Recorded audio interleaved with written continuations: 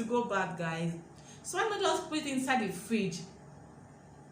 But when the customer will come for delivery, like, why would you want to even leave a cake on the table for 5 days in the first place?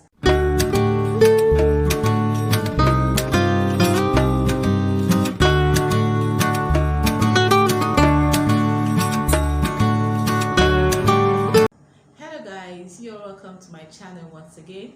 It's Makai's Cakes here, and I'm super glad to have you all here on my channel. To my returning subscribers, thank you so much for always returning back on my channel. I see you guys, and to those that are subscribing for the first time, you're welcome, and thank you so much for joining this family. It's amazing to have you here on my channel. So guys, this video is all about probably I want to share some baking tips or cake tips that would help you in regarding your cake baking or cake business. So guys, something you're really interested to watch, I want you to sit back, relax, and do not leave your phone, because trust me guys, this information is very important. Welcome back guys. So please, before I proceed, I would like to say something regarding my previous posts I made before this one. I said something about shutting down my YouTube channel, and I got some messages. Yeah, I saw some of you guys messages, and I really thank you, because it makes me understand that people are still watching me, and like they still care for me. I don't know the word to use for it, but it's kind of lifted my spirits a little bit. So I really appreciate your concern about it. Yes, but I hope anyways that I will not just wake up one day and decide to watch this channel. But anyways guys, till then, I don't know, but I just want to say thank you guys for the show of love. So guys, number one tip I have here is I get random questions, people asking about their cakes, and I've been answering via DM, Instagram DM, WhatsApp, and the likes of these social media handles. So I have to write them down somewhere, so that probably someday I'm going to film a content regarding it, and share it on my channel. For those that are asking, I might just want to refer them to my channel to watch the like the random questions I get. So the number one random questions I get all the time is like, it comes so often, my red velvet cakes comes out brown. Like, why? Okay, there are so many issues regarding to this brown patches, like brown part coming from your red velvet cake, because a lot of people say it's from the cocoa powder. The truth is, it's not your cocoa powder. It could be, or let's just say yes, it's from your, it's from your oven. Yes, probably the heat of your oven is too much. Like, I've experienced this thing most of the time. You could have a good recipe, your recipe could be okay, but if you're baking, when baking cakes, a lot of things might happen. At times when you're baking, your eggs might be too much, and to definitely affect your vanilla cakes. So but for red velvet, it could be your oven. I don't know if I should use the word complicated, but red velvet cake, it has its own rules, and one of the rules is your oven. Even your baking soda, if you're trying to add baking soda into your red velvet cakes and you don't add the correct measurement, trust me guys, the way the cake will come out from the oven, you will not even like it. Believe me, yes. And a very important ingredient for red velvet is cocoa powder. So if you don't have a good amount of cocoa powder in the red velvet, believe me, you're making a red cake. That brown patches that so many people complain about is as a result of your oven. So when you put your cakes into the oven, reduce the heat, especially if you don't have this deck oven that that counts, or that can that will show you the 180 degrees, 360 degrees. There are all these deck oven that that displays those degrees numbers. So but if you don't have it, you can use, if you don't have those kind of oven, please reduce the heat of your oven. If the heat is too much, not only will it create a dome on your cake, it will give you that brown patches on the sides and on the under the bottom of your cake. And trust me guys, it's not really good at all. It's not even good for sightseeing. So your red velvet cakes ought to be moist. You need to use a normal light. If you're using this normal local oven, make sure that the oven is in a blue flame.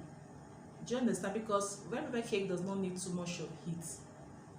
Just like chocolate cake, it takes in time. Chocolate cake takes time to to get baked. So the heat of your oven is very important. You can get a local thermometer. So for you to avoid that brown patches on your cake, on your red velvet cake, please make sure that the heat of the oven is not too much, because if it is too much, trust me guys, you're going to get that brown patches. And it's not much of cocoa powder. People say cocoa powder. It's not cocoa powder. The main issue is your oven. So I hope you understand that aspect. So number 2 question is I get somebody says my vanilla cakes goes bad in 3 days.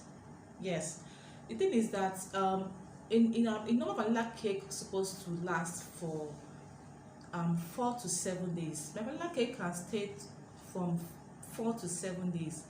And if your vanilla cakes goes bad within 3 days, probably you added milk. It's no longer news that milk reduces the lifespan of a cake.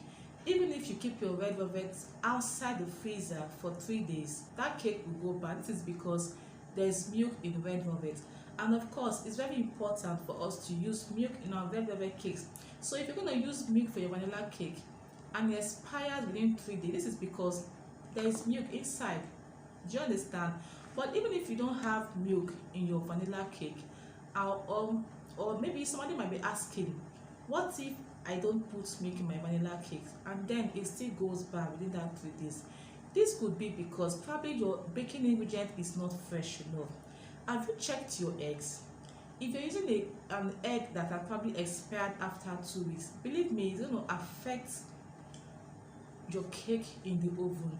Baking is science, guys, and until you understand the science behind baking, believe me, your cakes will always want to come out right.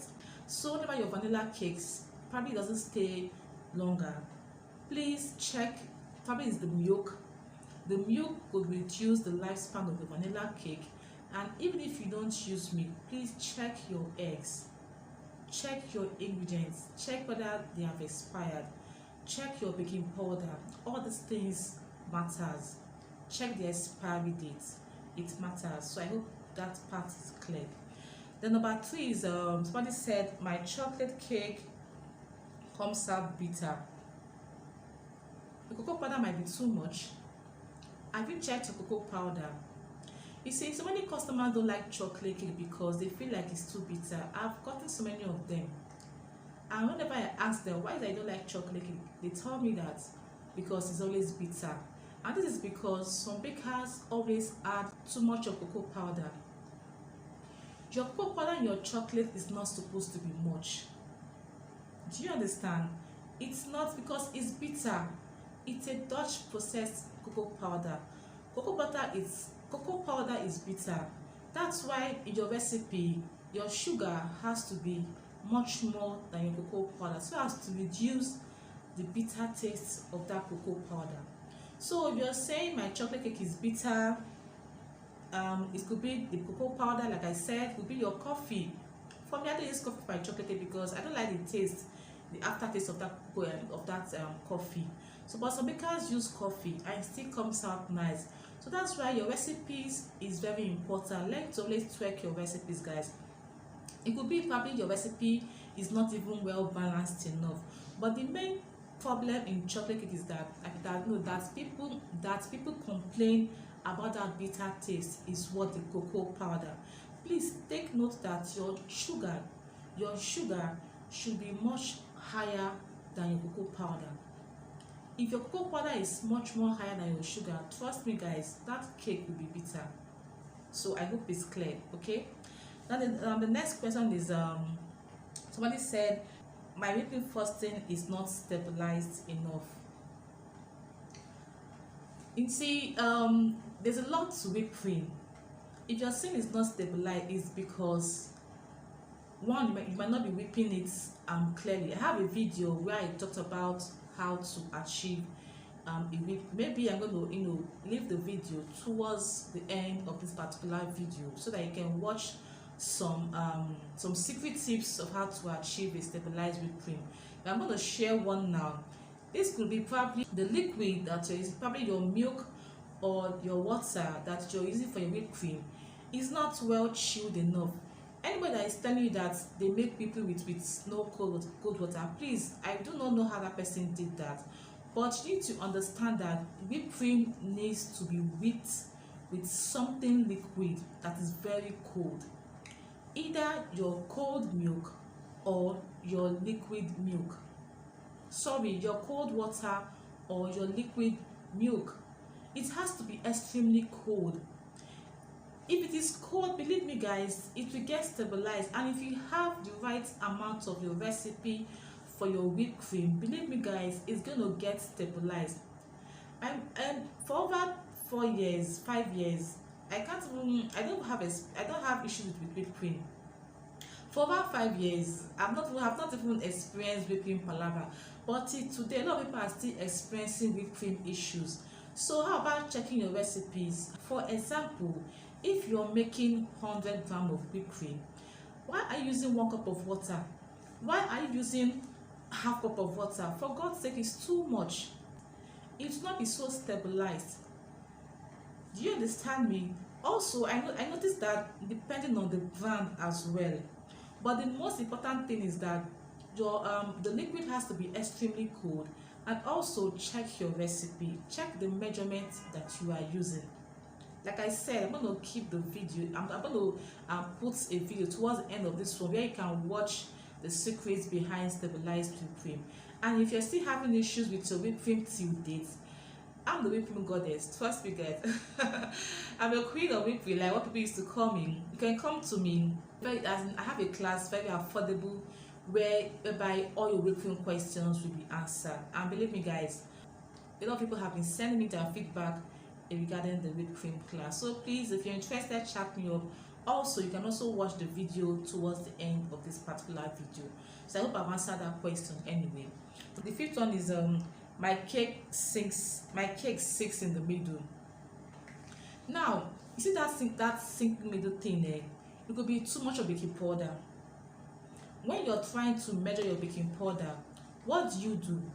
You first of all, you heap up your baking powder with your measurement spoon, and then you take a small knife or you wash your hands properly, you level it.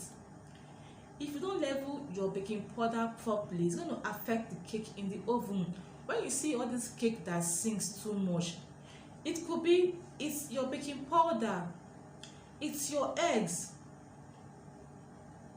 Your eggs could even cause it. Your baking powder could cause it. Your oven, too much of opening. All these things I'm telling you guys, what I have seen, my own experience that I'm showing, yes, or teaching you here.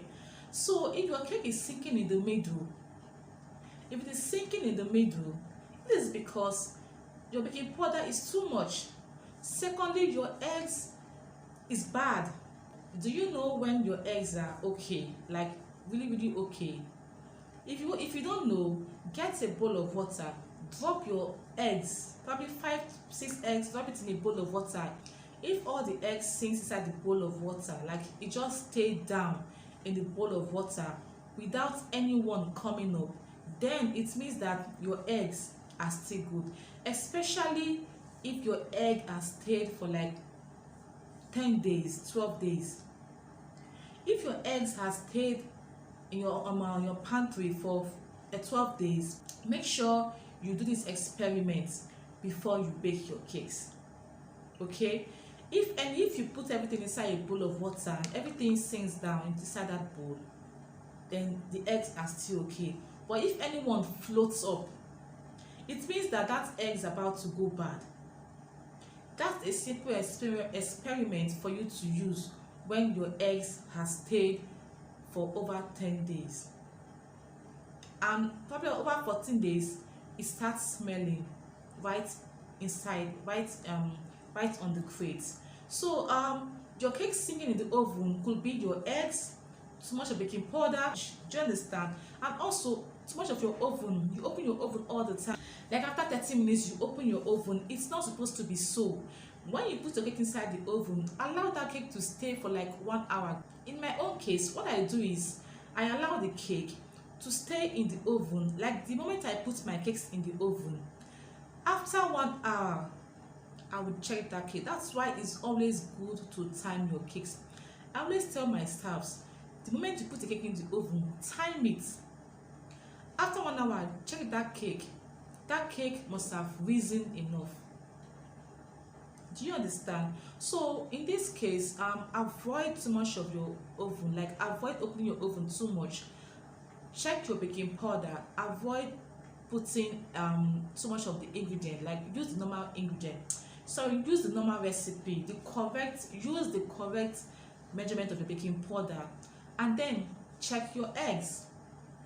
That's for cake sinking in the oven. So I hope I'm clear on this one. Number 6 is my cakes comes out dry. Some people say my cakes, that their cakes comes out dry. Too much of heat, like too much of heat causes your cakes to be dry. But that's not the issue. That's not an issue because you can use syrup to make it moist. This is another thing you should take note of. In cake baking, there are good days and there are bad days. It's normal. There are days you bake your cake and then it comes out dry. You don't need to worry. Just get a sugar syrup, apply on the cakes, like on the side and on the top and on the under of the cake. Apply enough sugar syrup and then you cover with a cling film. Leave that cake for 1 hour and trust me guys, the moisture will come back. It's not a problem. Just do as I've told you, and believe me guys, you definitely enjoy your cakes. Like your cakes will definitely be moist. Do you understand guys? So the number 7 is okay, somebody asked but he said, why does, I think he's trying to ask me, why does my mixed fruit sinks inside my fruit cake? You know, there are times where you bake your fruit cake, all the fruit will just sink inside the bottom of the cake. This is because some people, if you're trying to make a fruit cake, you don't have to, the moment it's time for you to add your mixed fruit, your raisins and the likes of it, please don't use K-bitter or balloon wicks to now start mixing. That moment it's time for you to use a spatula to fold. Some people put their mixed fruit, like they mix their mixed fruits inside a flour and then they fold. But for me, I don't do that because the moment I'm done using the K-bitter, all I do is use my spatula. Like I pour my fruits inside my batter and then I fold with my spatula. See, there is a lot of work when you fold with your spatula. Like the work it does in your cake, you cannot even see it. Do you understand? There is a reason why we use spatula to fold our cakes. That's why I said in the beginning that baking is science. If you understand the science behind baking, trust me guys, your cakes will always come out good. So the moment you put your fruits, the moment you're done mixing the batter for your fruit cake, and then the last thing is your mixed fruits, make sure that you take all of the fruits, you pour it inside the batter, then fold with your spatula. Please do not use the K-bitter or your balloon wicks to do the folding. If you do that, a lot of things will go wrong with your fruit cake.